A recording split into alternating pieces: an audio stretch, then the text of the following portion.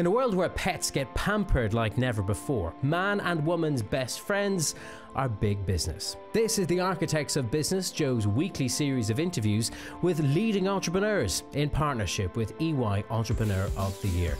I'm Tadhg Enright, and today I'll be meeting Louise Grubb and Tom Brennan of Trivium Vet, two pharmaceutical industry veterans who've turned their attention to veterinarians. Thank you very much for coming in and talking to us today. Do you have pets yourselves? Do you get the whole pet pampering thing? Oh, absolutely. I have two very large dogs at home. We have a farm at home, so they're out running around with their horse companions. I've been involved with pets and pet businesses for a good few years now, so totally understand how things have developed over the past number of years for pets. Yourself, Tom? Yeah, well, I grew up on a farm in Laois, and we had some pet dogs at home, but we didn't have a pet, a family pet until quite recently, and we got a dog 2 years ago called Toby. He's a King Charles Spaniel, and now I'm totally sold on the idea of having a pampered pooch at home. So did Toby come before the business, or the business before Toby? Well, no, the business came before Toby, I have to say. There's a story around that, actually. Yeah, I mean, the origins, I suppose, of Trivium Vet was Tom and I were on a plane to Philadelphia, probably coming home from a successful meeting, glass of wine, and in Tom's previous business, they were developing oncology drugs, and we were talking about that, and he was talking about that, and I was saying, that particular drug is being used, I think, and has potential to be used for lymphoma, which is oncology in dogs. So Tom looked at me rather sceptically and basically broke out laughing and said, "That's impossible. Nobody, is there really treatments being used for cancer in dogs?" I said, "Well, absolutely there are, and we should really look at this." So that's where the initial discussions about Trivium Vet came from, and Toby followed suit. And Toby validated the idea, because I can see how far people will go to keep their pets in good health. So was Toby a deliberate purchase so that you could kind of get into the pet owner's mindset? No, not at all. No, I'd hate for him to hear that, actually, but it's all right. I don't think he's that smart. I'm sure you think he's very clever, but he's not that smart. No, not at all. No, our daughter wanted a dog about 2 years ago, so we decided to take the plunge, and we stepped into that world, and he's been a great addition to the household. What do you think is our own attitude towards kind of pet ownership? I mean, as you say, you've been in the pet business for a long time, and depending on maybe whether you're from a rural or an urban background, some people will think of dogs as workers as opposed to as pets. Are we changing that mindset? I think it's changed completely. I mean, if you want to just look at it as a market, in the past number of years, the numbers of dogs and cats have been increasing maybe about 3 to 5%, but the actual expenditure on pets has been increasing between 12 and 15%. So we look after our dogs and cats. They're part of the family, and I suppose we're looking after them better. Their quality of life is better.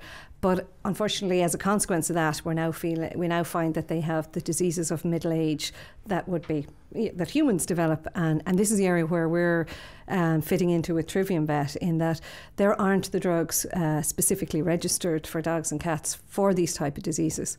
So we're developing those drugs, and that's applications. So what was happening before you came along with this business plan in terms of treating sick pets? Well, I think there's probably, a shift in mentality towards pet ownership in probably the recent generation.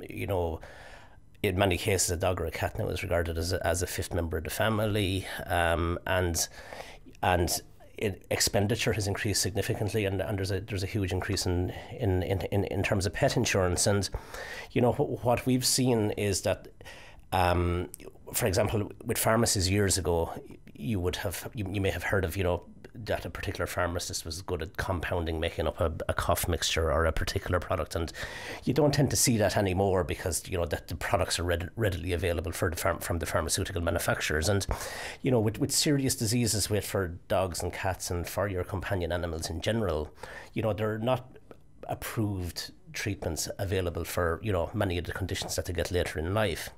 And sometimes the veterinarian surgeon has to prepare their own compounded mix similar to the pharmacist a number of years ago, and this is the area we're looking to address, is to address those clinical trials for those unmet or those needs that there are not clinical trials and approved products available. But before you guys came along, I mean, was it the case that a clever vet was taking a human medicine and kind of grinding it up into an animal-shaped dose or size dose. Yeah, and that's probably the biggest challenge, because if you're trying to dose a dog or you're trying to dose a cat in particular with sort of, presentations that aren't really suitable for them, it's a real challenge. And certainly a lot of the diseases that small animals get, that dogs and cats get, are similar to those of people, of humans. So human drugs, what we're looking at is human drugs are drugs that have been developed for trials for specific human diseases. Once they're tailored down for use in dogs and cats, it's a similar type of presentation. But it's very important that you get the dosage right. So drugs that were developed for your 70-kilo man is going to have to be tailored differently for maybe a 5-kilo cat or a 15-kilo dog. And I think our knowledge in both, my knowledge and experience in human pharma, and Louise's in animal health with her previous company, I think it brings two very unique skill sets together to help us to develop and register these type of products. So what are the challenges actually in developing the individual products that you're selling and getting them over the regulatory lines, as it were? Well, the regulatory pathway is quite clear in terms of, so if you are developing a veterinary drug or you're developing human drugs, it's a very similar pathway in that the safety of the medication, the stability of the medication, that part of it is the same. What's different is obviously the clinical work. So the efficacy, that we prove that it's effective for treating a specific indication in the dog, a specific indication in the cat. So we would have to do all that regulatory work. So we need to do safety studies, we need to do clinical work and clinical trials for the products to get them over the regulatory pathway. And who's approving it? I mean, every pharma company wants to get their drug through the FDA in the US. Is that the feline and dog administration for you guys? Well, absolutely. I mean, the FDA have their own veterinary division in US, and I mean, there are 70 odd million dogs in US, and I think it's 74 million cats. So I mean that's a huge market for us to address. And when we talk about the FDA in the US have made it more attractive for companies to develop new pet treatments and give them orphan drug designation, which means you can get exclusivity if you prove that you can address this particular disease. So they incentivize companies to develop products in this particular area. So and it's highly regulated, pretty much the same standard as a human application. So and there's a really big opportunity. And then you have the similar regulatory bodies in Europe and the rest of the world. So it's not that dissimilar to what we're used to. So at what stage are you at now in developing the company? I mean, how many products are on the market? Where are you on sale? Well, we've developed our initial pipeline, which is 2 specific drugs that we're looking at, and we've raised some finance, and we've got about 2.5 years of work done to get to this stage, which is basically identifying the drugs, looking at what specific indications, how we're actually going to build the regulatory file. So we have that ready to go. I mean, and so once we build, we start with the first drug, and because it's such a long pathway, you've got to do your safety work. So we have 1 or 2 others that will be coming along, and building a pipeline then for further products as we develop on. I mean, do you think for every, shall we say, big name treatment for humans, is there an animal equivalent? Or I mean, how big do you see the potential of this market being for you guys? Well, the overall market at the moment it's about 35 billion for pet care.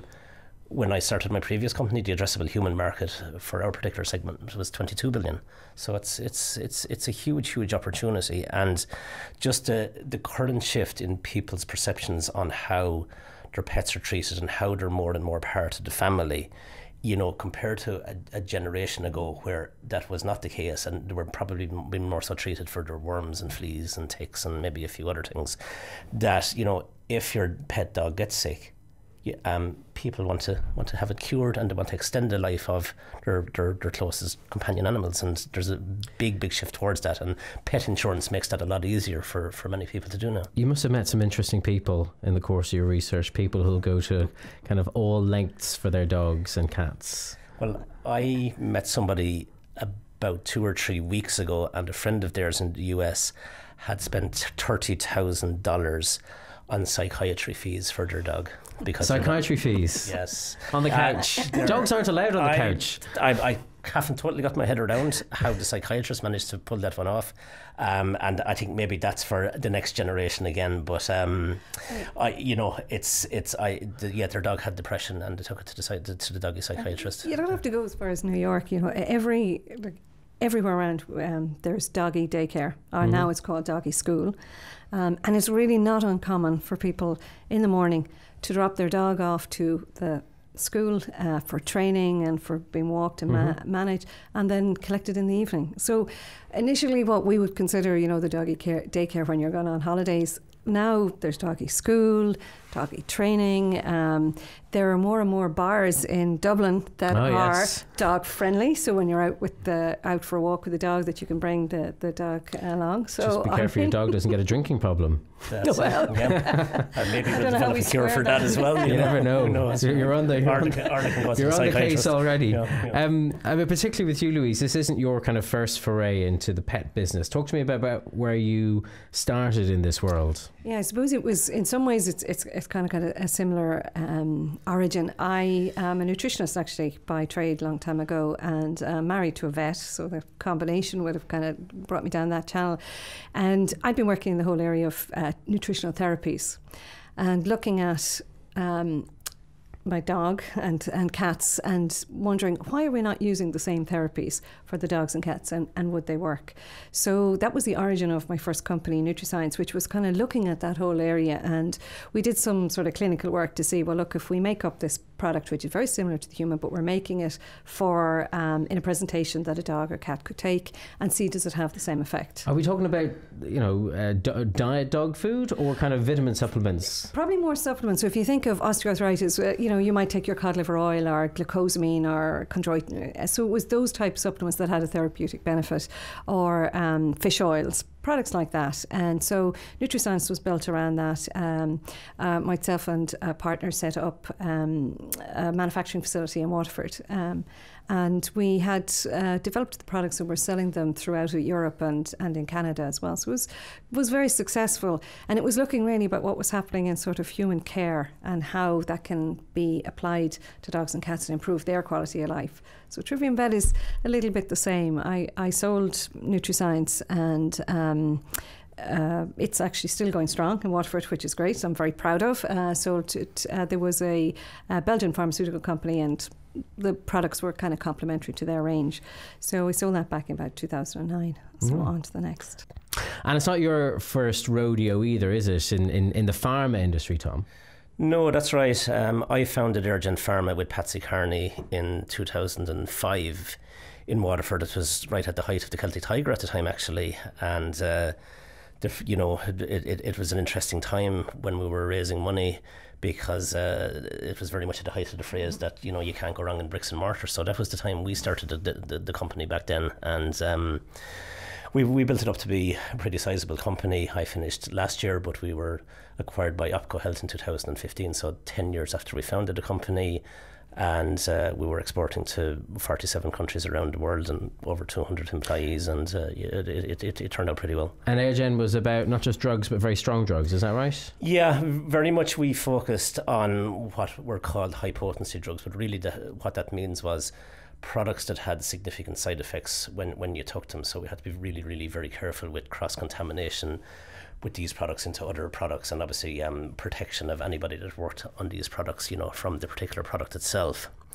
So they were quite challenging to develop over the years as well, because because of the side effects, there were very, very strict rules and criteria around the clinical trials. These are not painkillers. These were used in chemotherapy and in cancer treatment, which as many of your listeners will be aware, have significant side effects. So but again, it was a very, very niche area, and it was one that we felt there was an unmet need at, and it worked out well for us. It's interesting what you said there about setting it up during the peak of the Celtic Tiger boom, and finding it difficult to get get people to put money into something that wasn't just property. Yeah, absolutely.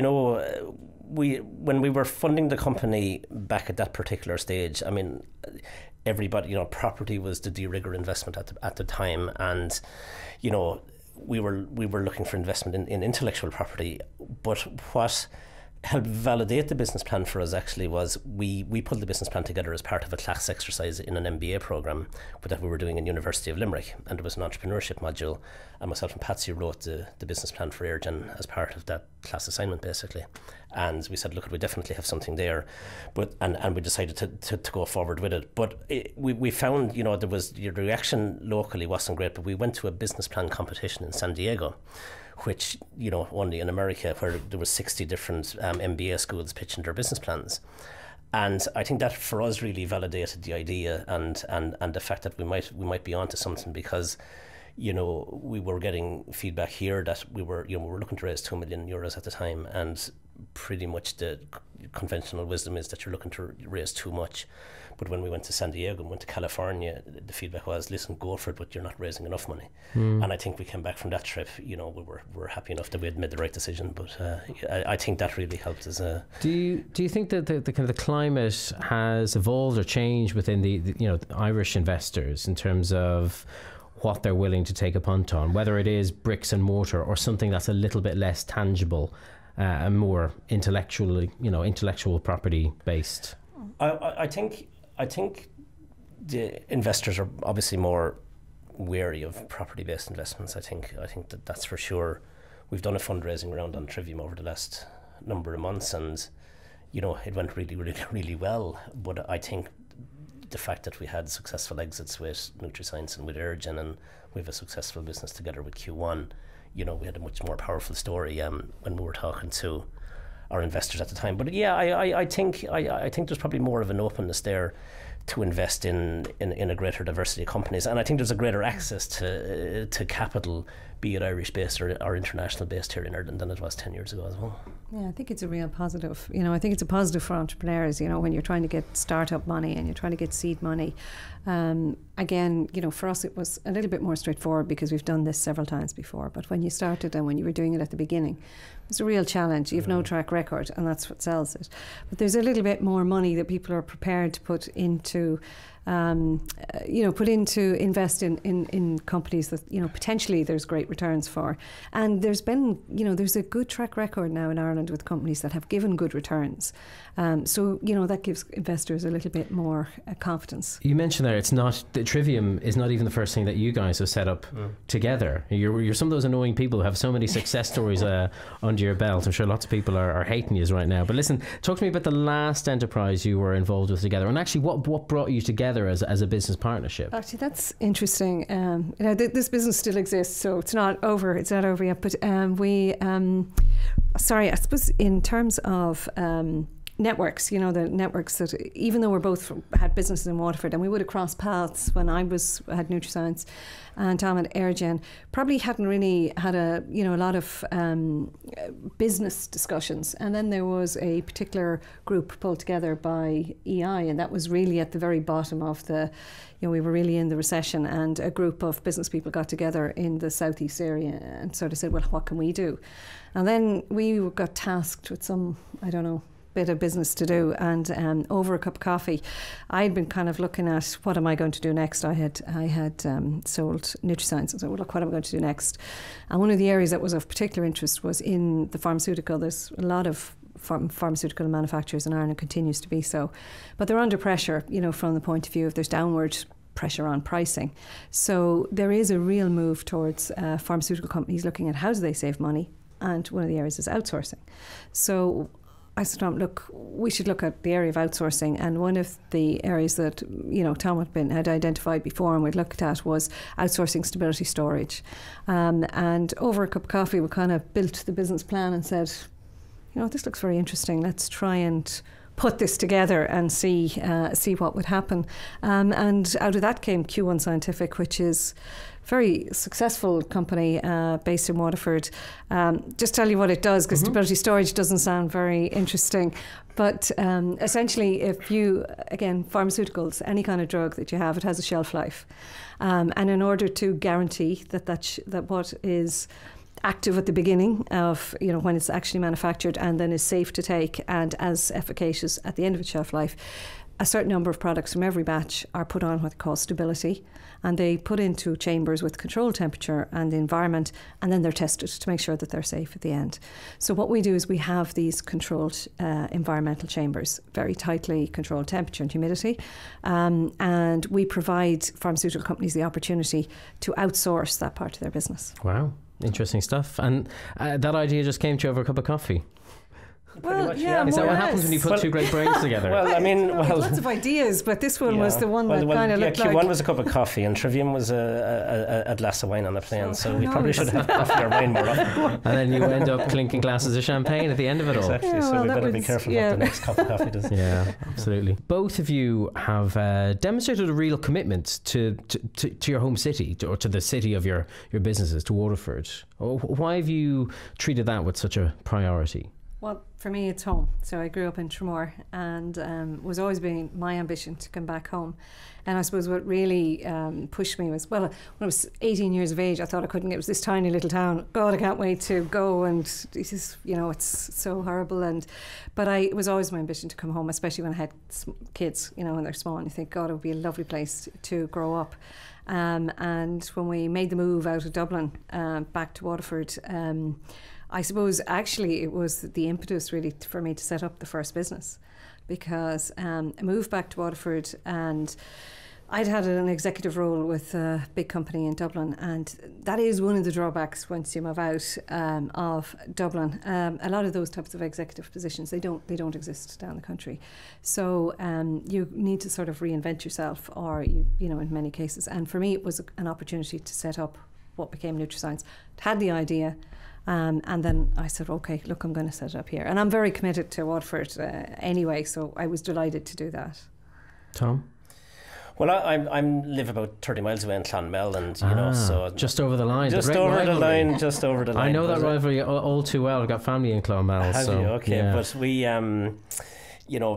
Clonmel's a great place, and generally to be located in the southeast, I'm very happy to be based in Clonmel and working in Waterford. I've worked in Waterford most of my adult life, but I have also worked in Clonmel and in the southeast, and really there's a very, very good standard of living. I don't have any traffic lights between where I live and when I go to Airgen, or when I go to Q1, or when I go to Trivium. We have no intentions of moving from where we are. It works really well. We've even persuaded Sarah from the EY program to come down to join us and live in Waterford. Oh, right. Well, good for her. Are there any, though? I mean, you're both you're together. You're in a complicated field, as it were. Are there issues with getting the right people for the right jobs when you're outside of a very densely packed urban centre? I don't know. Perhaps there is. It's in terms of what's really helpful is if you have a cluster of companies. So if you take the southeast as an example, we now have quite a cluster of, say, pharmaceutical companies, quite a cluster of high tech companies outside that are kind of spin-offs, if you like, from JOE.ie, and that kind of helps, because when you're attracting talent to a region, it's important that they feel this is not the only job. If this doesn't work out for me, I can move to other areas. So I think it's critical from a political point of view that we build up sort of key areas like in the southeast, Waterford as a centre, but you have a lot more focus on one area, because that will help bring talent to the area. Because if you're 30-somethings, it's a great there's a great opportunity from your personal life, to be close to beaches and all those sort of things. But you also need sort of the services of a city. Mm-hmm. So I think sort of the regional development is really important. And I mean, do you do anything else kind of to stimulate, I suppose, the growth of the region? Is that part of industry's remit to kind of stimulate development? We both have in our own ways. I have an office in Clonmel in the Questum Acceleration Centre, and I have a rather grandiose title of entrepreneur in residence, but to simplify it, it's basically to share some of my own experiences with the startup companies in that incubation space, and it's something I enjoy doing very much. And there's some great companies coming out of that area, and I know you in terms of the Waterford ambassador, and I would do a good lot in terms of, say, the local enterprise offices, looking at new companies, and I suppose helping and mentoring companies in the area, and also been involved in the regeneration of Waterford as a city, the Viking triangle, and development. And you see great developments like co-working spaces and things like that are kind of give opportunities for startups to sort of collaborate. So, and I think that's really important, that whole collaborative space. I mean, obviously you're the product of collaboration yourselves, two kind of independent business people who've gotten together. Do you find that has that been helpful, for example, in kind of giving birth to Trivium Vet, as it were? Kind of. It's great fun.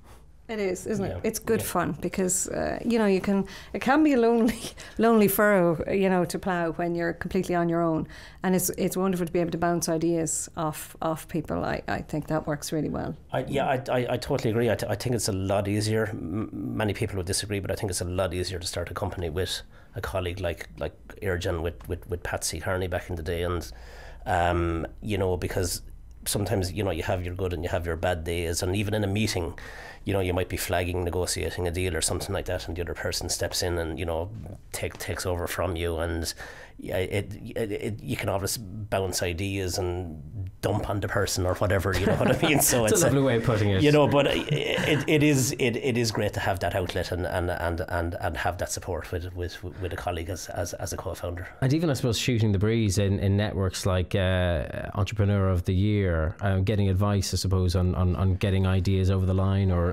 dealing with challenges as they arise. It's a fantastic network because it's just a network of very similar-minded individuals. You sit down from day one that you're meeting people, and the businesses are so diverse, the experience is so diverse, the people are so diverse, and yet there's such a commonality that you're immediately chatting about sort of things that are important to you. Everyone has the scars under whether they're visible or not. So it's a very open environment. I find it super network. Yeah, absolutely. I mean, and no matter how bad you think you've had it in terms of your own startup war stories, when you talk to somebody else, invariably it's a lot worse. And I even the most successful entrepreneurs that I know through the network, I don't know any of them that haven't had, really tough times at some stage of their company's evolution. So, it's a network of like-minded people, and you can talk not only business challenges, but maybe there could have been challenges with. People might have other personal challenges in terms of kids and school or parents and sickness or whatever, and you'd be surprised at the breadth of knowledge that's out there. It's all part of a complicated picture. Yeah. Talk to me about even just kind of running a business together. I mean, your personalities must have to match, as it were, and I guess some of you, one of you probably has strengths in one area that the other doesn't, and the other one makes up for it. God, I know that's a very difficult question now. Jesus, but anyway, it is I suppose complementary, but similar mindsets. So we would take quite happy to take different areas of responsibility. But I think probably the lines are reasonably blurred because it's kind of like, look, this is the way I see this one. Mm-hmm. Do you see this the same? And I go, well, no, I don't. I see it this way. And I think really with especially early stage when you're trying to really get a handle on what is going to be absolute best direction to go in this way, it's super to have someone to bounce the ideas with. I think the most important thing at this early stage is that we're both firmly on the one page, completely looking in the same direction, and we're not even pulling even remotely in different directions. That's really important, and because we'll build a team then behind us to hopefully work with us to execute the plan as we move forward. And how do you manage it when you do actually believe different things fundamentally and you've different opinions? I mean, how do you resolve that?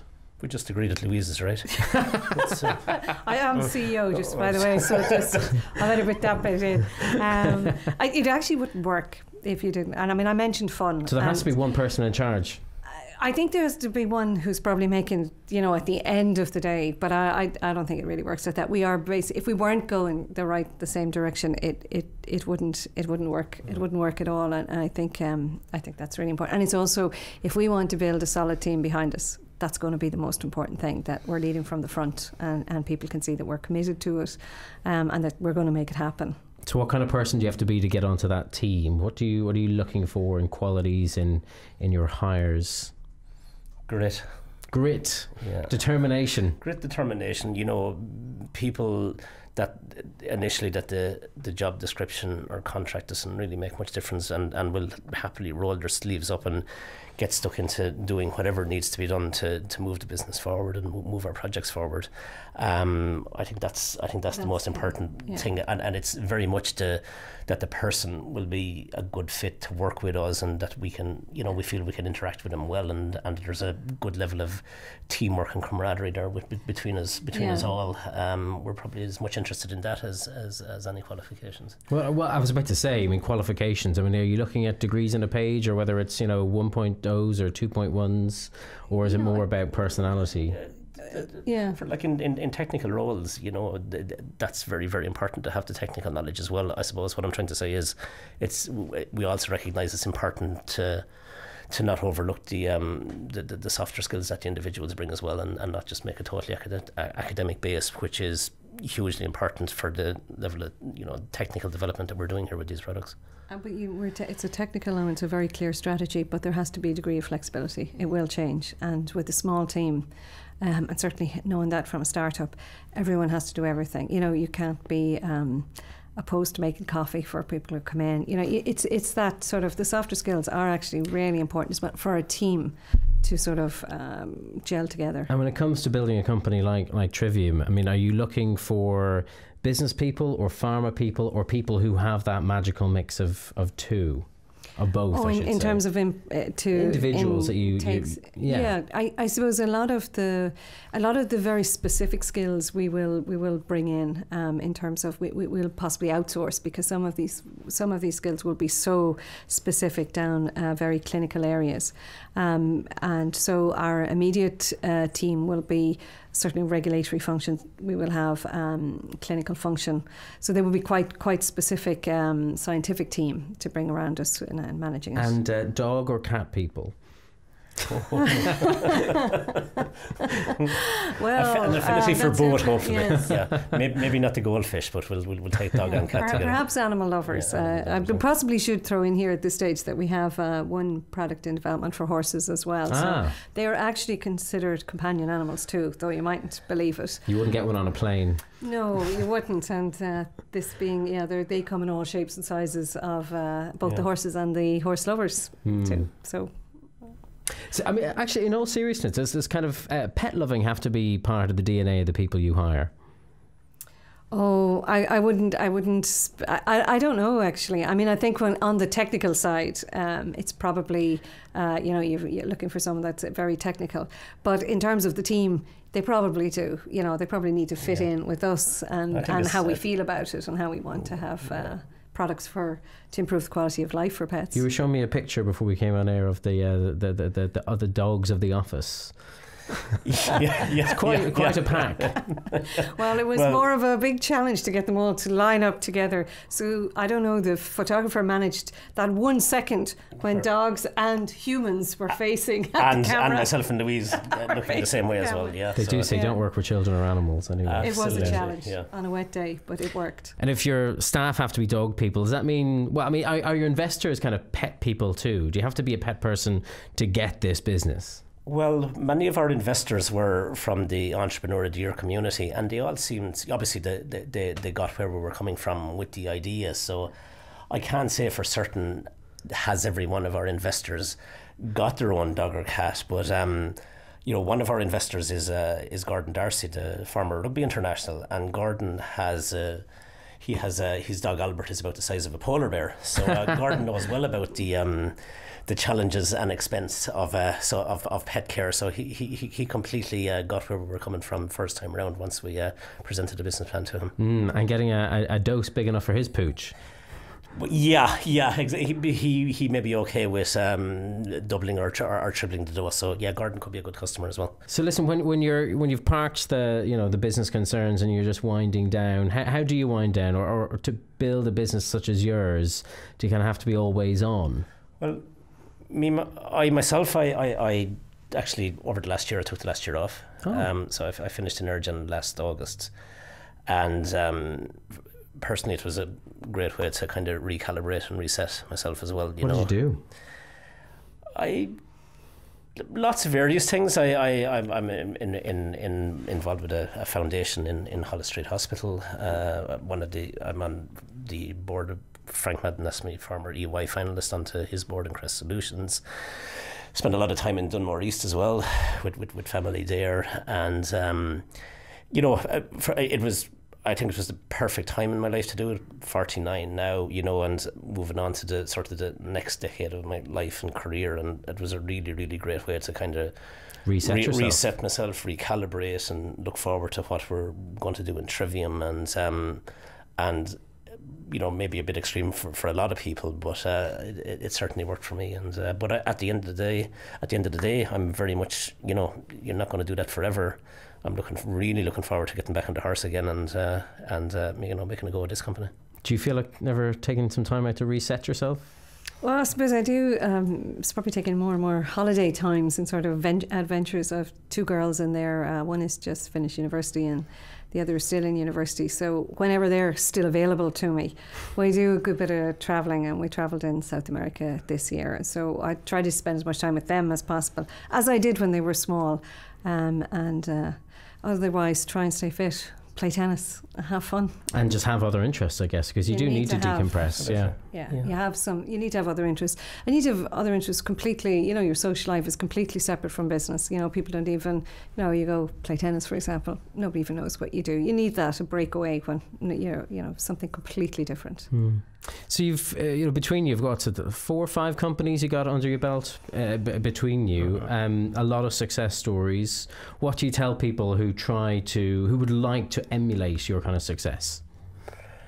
Well, I think one lesson that I've learned, and I think it's probably true for many companies, is you can never have enough cash, or you can never have enough money, and don't be afraid to raise as much money as possible.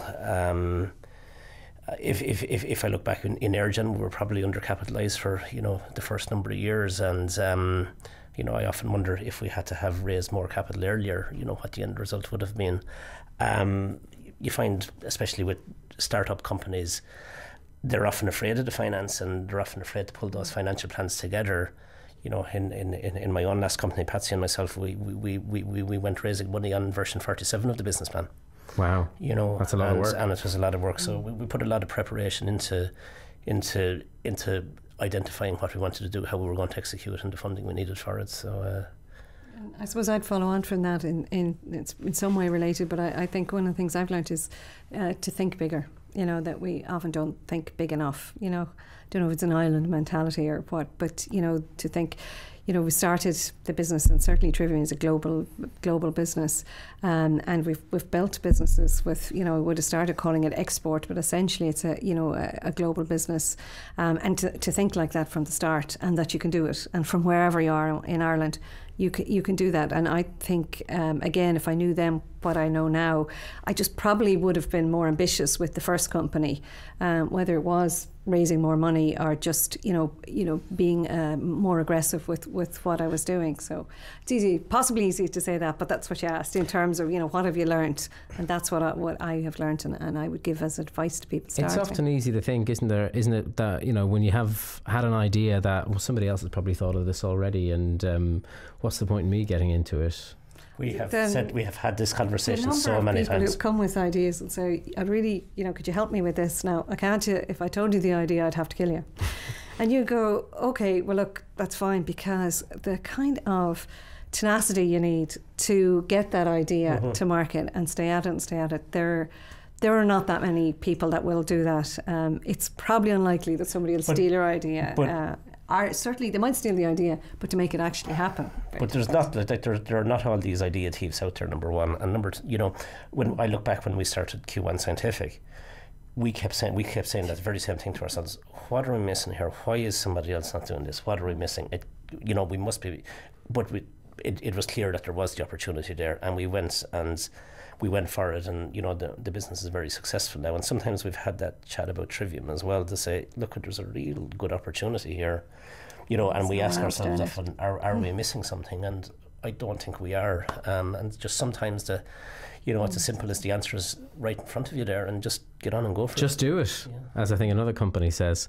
Do you think this will be your last kind of idea set in motion, or are there lots more ideas yet to come?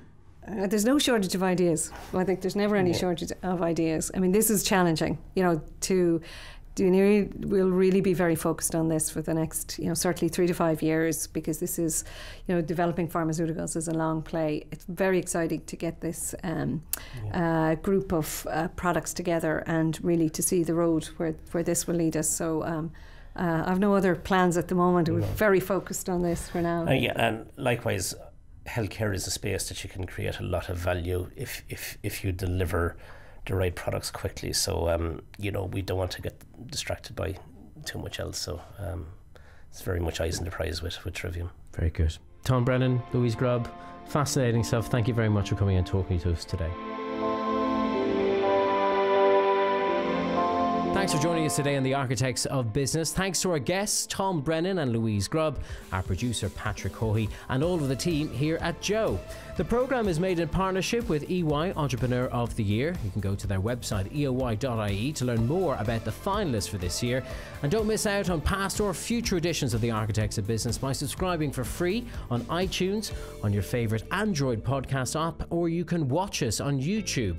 While you're there, check out some of Joe's other podcasts too, including The Hard Yards on Rugby, the GAA Hour, and our movie show, The Big Review Ski. I'm Tadhg Enright. Thanks so much for being with us today, and we hope to see you again next time. Bye-bye.